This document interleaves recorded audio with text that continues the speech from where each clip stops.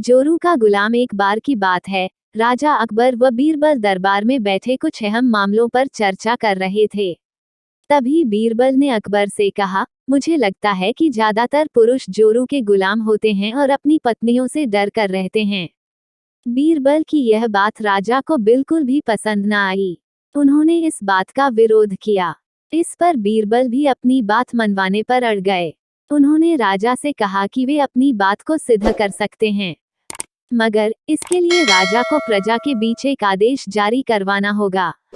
वो आदेश यह था कि जिस पुरुष के अपनी पत्नी से डरने की बात सामने आएगी, उसे दरबार में एक मुर्गी जमा करानी होगी। राजा बीरबल की इस बात पर तैयार हो गए। अगले ही दिन प्रजा के बीच आदेश कराया गया कि अगर यह बात सिद्ध हो जाती है कि कोई पुरुष अपनी पत्नी से डरता है, तो उसे दरबार में आकर बीरबल के पास एक मुर्गी जमा करवानी होगी। फिर क्या था, देखते ही देखते बीरबल के पास ढेरों मुर्गियां इकट्ठा हो गईं और सैकड़ों मुर्गियां महल के बगीचे में घूमने लगीं। अब बीरबल राजा के पास पहुंचे और बोले, महाराज, महल में इतनी मुर्गियां इकट्ठा हो गई हैं कि आप एक मुर्गी खाना खोल सकते हैं, इसलिए अब आप इस आदेश को वापस ले सकते हैं।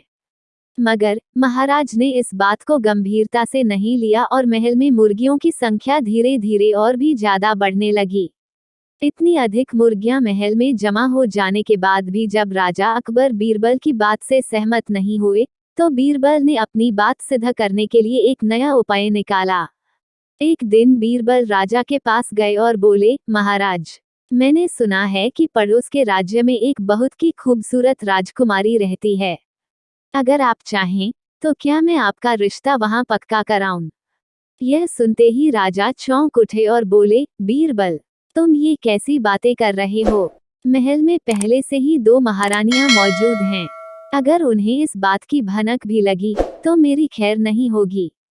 यह सुनकर बीरबल ने तपाक से जवाब दिया, चलिए महाराज, फिर तो आप भी मेरे पास 2 मुर्गियां जमा करा ही दीजिए। राजा बीरबल का ऐसा जवाब सुनकर शर्मा गए और उन्होंने अपना आदेश उसी वक्त वापस ले लिया। कहानी से सीख। अकबर बीरबल की इस कहानी से हमें यह शिक्षा मिलती है कि बातों की चतुराई से हम किसी भी बात को मनवा सकते हैं। जरूरत है तो बस बीरबल की तरह चतुराई से अपना पक्ष रखने की।